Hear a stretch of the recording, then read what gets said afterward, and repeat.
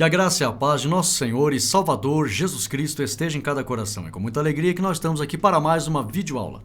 A nossa ferramenta disponibilizada no nosso site www.ieadelages.com.br. E hoje nós estamos aqui para a lição de número 9, que tem como tema a Arca da Aliança. Nós vamos aprender toda a simbologia da arca e os elementos sagrados que estavam dentro da arca. E isso traz para nós ensinamentos maravilhosos, edificantes, tanto das ações que vêm da parte de Deus, como também das ações que vêm da parte dos homens. Porque Deus se revelava por meio da simbologia da arca, que representava a presença de Deus. Lembrando que na confecção do tabernáculo, o primeiro elemento sagrado a ser ordenado que fosse construído foi a arca. E isso significa que Deus se manifesta estendendo-se para o povo. Nunca foi o povo procurando Deus em primeiro plano. Sempre Deus se manifestando e mostrando a sua misericórdia para o povo. Por isso que o primeiro elemento sagrado a ser construído não foi a cortina lá da entrada do átrio, mas foi a arca do testemunho. E aí nós vamos ver aqui o porquê do testemunho.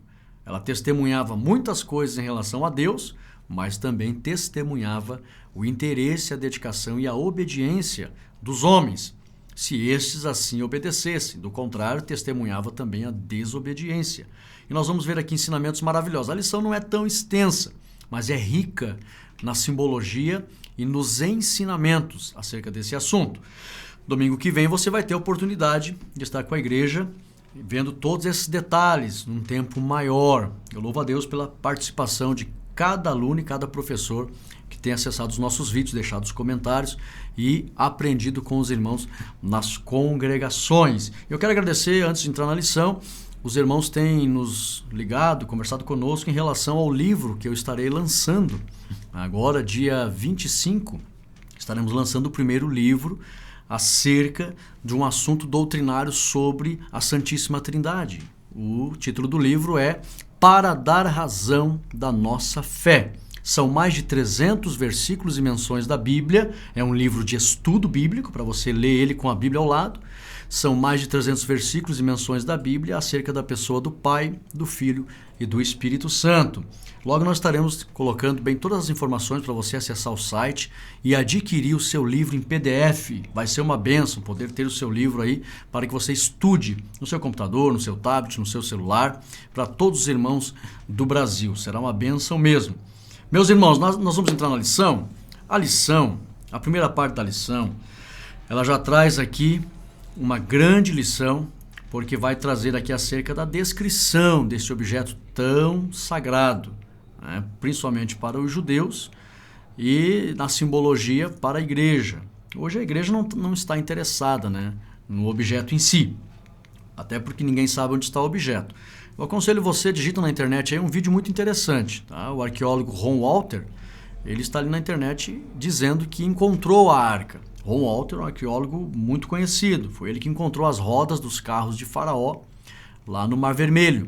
E ele fala que ele encontrou a arca em uma das suas expedições. Muito interessante o vídeo, digita ali no YouTube ali, a Arca da Aliança foi encontrada, Ron Walter, e você vai ver ali ele conversando ali. Se você entende do inglês, você vai ver que ele realmente está, a descrição, as palavras que aparecem embaixo realmente é o que ele está falando mesmo, da Arca da Aliança e etc. Mas é muito interessante. Mas vamos aqui, a descrição da Arca da Aliança, Êxodo 25 e 10. Primeiro tópico, os nomes da arca. Subsídio teológico. Tudo começava pela arca, a qual foi posta no Santo dos Santos. Deus começa por si mesmo e então estende-se na direção do homem. Isso é muito lindo. Tal como, em relação à adoração, o adorador começa por si mesmo e então estende-se na direção de Deus, no Santo dos Santos. Então existe a parte de Deus e a resposta do homem. Os seus nomes, ou os nomes da arca. A arca tem o sentido de caixa, ou cofre.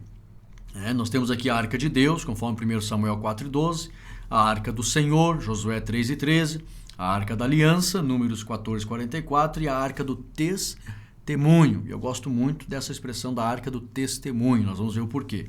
Conforme Números 7:89.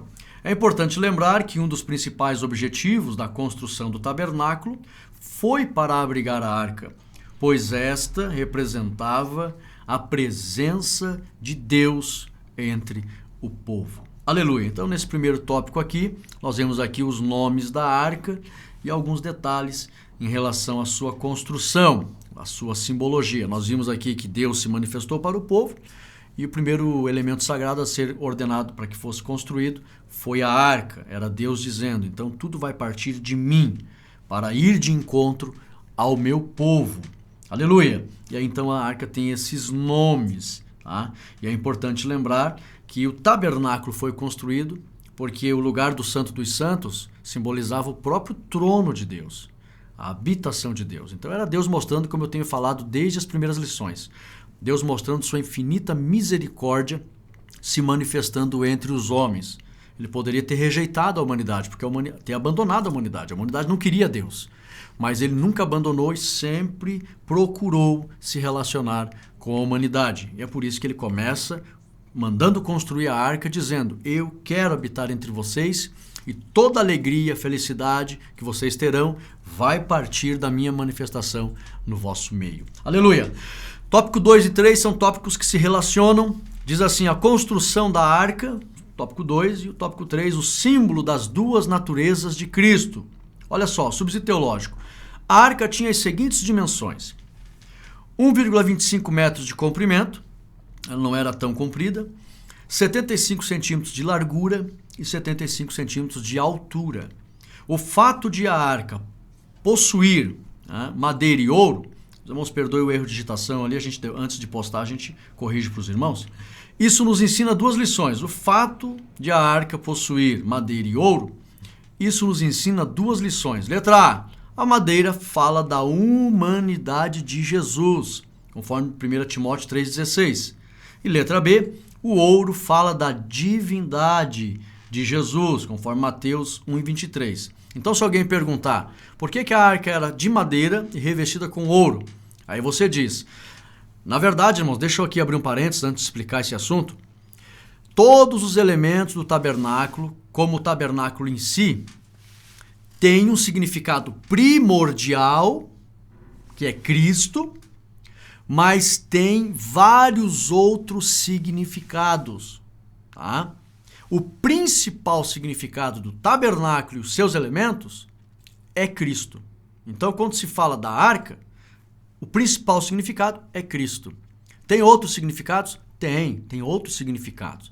Vários trabalhos, vários elementos que havia ali, tanto primordialmente se referia a Cristo, mas também às ações dos seres humanos. É tanto que, para o sumo sacerdote entrar no Santo dos Santos, só para você ver que tem as ações, a simbologia primordial que é Cristo, e outras raízes de ensino referindo-se aos homens, o sumo sacerdote tinha que entrar com o sangue de bezerro, lá no Santo dos Santos, que representa o sacrifício de Cristo.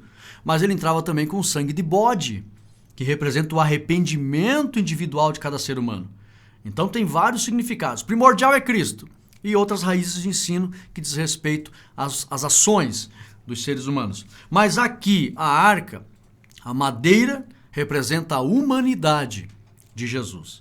E o ouro, a divindade de Jesus. Aleluia! Eu sou bem objetivo para esclarecer aqui cada tópico da lição, para não dificultar para os irmãos. Mas aí no domingo você vai ter mais tempo, você pode trazer mais riqueza de detalhes. Segunda parte, o propiciatório da arca. Muito interessante essa parte, irmãos. Muito interessante, muito importante.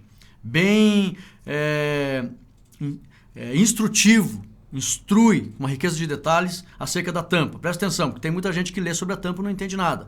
Primeiro tópico, a tampa da arca. Segundo tópico, a simbologia da tampa da arca. Subsídio teológico, a tampa do propiciatório servia para receber a expiação do sangue para perdão dos pecados do povo. A tampa estava em cima das tábuas da lei. Isso significa que a expiação para perdão era feito com base na vontade de Deus. Por isso que a tampa ficava em cima da palavra. E o perdão de Deus era garantido por sua palavra. O sangue ia na tampa e a tampa estava em cima da palavra. Isso significa que o perdão do povo estava embasado na palavra de Deus. A arca, olha só, com os elementos sagrados, não ficava à vista do povo. Tudo isso ficava no interior do Santo dos Santos. Isso aqui é outro ensinamento em relação à tampa. E todos os elementos de dentro da arca eram protegidos pela tampa do propiciatório. O que significa isso? Tudo isso para ensinar que o reino de Deus é restrito ao mundo de pecado e desobediência. Somente com muita santidade, obediência e temor, o sumo sacerdote, representando todo o povo, tinha acesso a tudo isso, a se aproximar da tampa e oficializar ali no dia do perdão, Yom Kippur, que é o dia onde o sumo sacerdote entrava lá dentro. Isso indica que precisamos de santidade para ter acesso à presença de Deus. Então, a primeira finalidade da tampa era para receber o sangue da aspersão, que era o sangue que mostrava o sacrifício feito pelo perdão do sumo sacerdote e o perdão que o povo necessitava. Esse sangue que ia ali em cima estava sobre as tábuas do mandamento. Isso significava que o perdão era garantido pela palavra de Deus que estava embaixo da tampa. Então o sangue ia em cima da tampa. E a tampa protegia os elementos que estavam dentro, mostrando que este acesso era restrito. Não era qualquer pessoa que entrava ali e também não estava aberto o acesso para o mundanismo, para o mundo de pecado, para os desobedientes. Então, para se aproximar ali, somente com muito temor e reverência e santidade. Ok? Vamos para o terceiro tópico. Nos diz assim, a simbologia dos querubins alados sobre o propiciatório, conforme Êxodo 25:18. Isso aqui também é muito rico, porque ainda estamos falando da tampa. Subsídio teológico. A presença de 2 querubins em cima da tampa ensinava 2 coisas. Primeiro, o juízo de Deus, caso não houvesse obediência para com sua vontade. Segundo, eles eram testemunhas da parte de Deus a favor da obediência dos homens. Visto que os sacrifícios realizados ali tinham consequências eternas, os querubins testemunhavam a obediência dos homens para o perdão eterno. É bom lembrar que a arca é chamada também de arca do testemunho. Testemunho da parte de Deus e da parte dos homens. Aleluia! Tinha 2 querubins ali. A primeira simbologia, o primeiro ensinamento em relação ao fato de ter 2 querubins ali, ou por quê? Se alguém perguntar por que 2 querubins ali, querubim, irmão, ele é uma hierarquia de anjos, ele faz parte de uma hierarquia de anjos, que são anjos guardiões. Tá? Por isso que lá no Éden Deus colocou um querubim para proteger, e havia uma espada, próximo àquele querubim que rodeava o Éden. Então querubim fala de guardião, e ali estavam guardiões da parte de Deus. Se houvesse desobediência ali, viria juízo, porque esses guardiões, eles estão ali justamente para que o juízo de Deus seja executado se não houver obediência. Mas também, não só juízo, mas eles serviam de testemunha se houvesse obediência. Interessante que eles tinham o rosto de criança. Isso fala de pureza, corpo de homem. Isso fala, referindo-se à pureza de Cristo, à humanidade de Cristo, mas também a pureza que deve haver nos seres humanos, quando eles se aproximavam daqueles querubins. Então, eles representavam o juízo de Deus, mas também testemunhavam a obediência dos homens diante de Deus. E Deus, eu sempre costumo dizer que todo o plano de Deus, ele é um grande processo jurídico. Tá? E Deus não faz nada fora da sua justiça. E Deus deixou ali 2 querubins, mostrando que os próprios anjos estão testemunhando a graça, a misericórdia de Deus, a obediência e o amor dos homens, mas também o juízo de Deus e também a desobediência dos homens. Deus não vai fazer nada de forma injusta no processo da salvação, porque ele coloca os próprios anjos como testemunha do seu agir e também das reações dos seres humanos. Por isso que a Bíblia diz que nós estamos rodeados de uma tão grande nuvem de testemunhas, não só de pessoas na terra, mas de seres espirituais. E Deus colocou 2 querubins ali para testemunhar tudo. Por isso que a arca também é chamada de arca do testemunho. Testemunhava ações da parte de Deus e testemunhava reações da parte dos homens. Vamos aqui, terceira parte, os elementos sagrados dentro da arca. Só a arca já dá motivo para horas de estudo. É muito detalhe. Mas vamos aqui, primeiro tópico, as tábuas da lei. Subsídio teológico. Como a arca da aliança representava a presença de Deus e as tábuas estavam dentro dela, isso queria ensinar que, enquanto o povo obedecesse a sua palavra, Deus estaria presente entre eles. Aleluia! Por que Deus pediu para Moisés? Coloque a palavra dentro da arca. O povo entendia. A arca representa a presença de Deus. Se nós estivermos de acordo com a sua palavra que está dentro da arca, tudo é referente à obediência à palavra. Se não houver obediência à palavra de Deus, não existe como ter a presença de Deus. Era Deus querendo dizer: eu estarei presente entre vós se vocês estiverem de acordo com essa palavra que está aqui. Se não houver obediência, não haverá a presença de Deus. Por isso que a palavra estava ali dentro da arca. Era Deus mandando a mensagem: obedeçam a palavra e eu estarei presente no meio de vós. O segundo tópico, um vaso com maná. É claro, irmãos, que tem muitas raízes de ensino, né? As tábuas dos mandamentos ali, mas a principal era essa.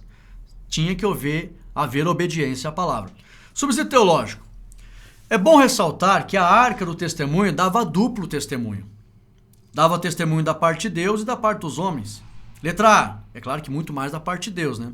Mas também ela presenciava as ações dos homens. Letra A, em relação ao maná, a arca testemunhava que Deus oferecia aos homens o pão da vida eterna. No mundo antigo, você mostrar qualquer prato ou pote com comida, você estava oferecendo comida. Se você mostrasse, você estava oferecendo. Tá? Então Deus pediu para trazer um pote de maná, era Deus transmitindo a ideia: eu estou oferecendo a vida eterna, o alimento da vida eterna. A arca testemunhava isso. Letra B. Se os homens se aproximassem da arca e do maná em obediência, a arca também testemunhava a favor dos homens, que esses estavam desejando o alimento da vida oferecido por Deus. Conforme João 6,51, que esse maná é o próprio Jesus. O próprio Jesus fala em João 6,51 que ele era o pão vivo que desceu do céu. Quem se alimentasse dele jamais iria ter fome. Então, a arca testemunhava a Deus oferecendo o alimento da vida eterna, e aqueles que se aproximassem, o sumo sacerdote, no caso, representando todo o povo, em obediência, em temor, desejando essa vida, então a arca dava testemunho em favor da obediência dos homens. Aleluia! E o terceiro tópico, irmãos, fala da vara. A vara que floresceu. Muito lindo também esse ensinamento. Subsídio teológico. A arca também testemunhava que havia florescido para a humanidade a esperança de vida eterna em Cristo Jesus. Se alguém perguntar por que aquele ramo seco floresceu, o significado é esse. A arca também testemunhava que havia florescido para a humanidade a esperança de vida eterna em Cristo Jesus. Na cultura judaica, brotos, ramos, tudo isso fala de esperança de vida. Todo aquele que estiver ligado à videira que é Cristo, terá a vida eterna, conforme João 15:4. Quando o sumo sacerdote se aproximava da arca e da vara florescida, olha que lindo, a arca testemunhava em favor dos homens que estes tinham esperança na vida que em Deus havia florescido. Aleluia! Então, quando ele se aproximava em obediência, em temor, ciente de que ali dentro estava a vara que floresceu, que isso falava da vida, da esperança de vida eterna que floresceu em Cristo, na verdade, na época eles não tinham aquela visão de que era Cristo, tudo para eles era Deus. É tanto que o judeu hoje nem acredita em Jesus, né? Mas eles sabiam que a esperança havia florescido em Deus. Então, quando eles obedeciam, Deus então presenciava pela arca do testemunho que os homens estavam desejando a vida que estava em Deus. Hoje, na época da graça, nós sabemos pelo Espírito Santo que tudo isso falava da pessoa de Cristo, que ele mesmo diz, né? Eu sou a videira, e quem estiver ligado em mim terá vida. Aleluia! E a nossa conclusão, coloquei essa frase linda aqui, que diz assim: a arca do testemunho mostrava o amor de Deus para com os homens e também mostrava o amor dos homens para com Deus, porque Deus ele leva muito em conta as atitudes e a resposta que o ser humano dá diante do seu amor. Aleluia! E esse é o assunto acerca da Arca da Aliança, os principais pontos de ensino. Tem muitas raízes de ensino, tenho certeza que no domingo o Espírito Santo vai te direcionar, abrindo um leque de ensinamentos acerca da Arca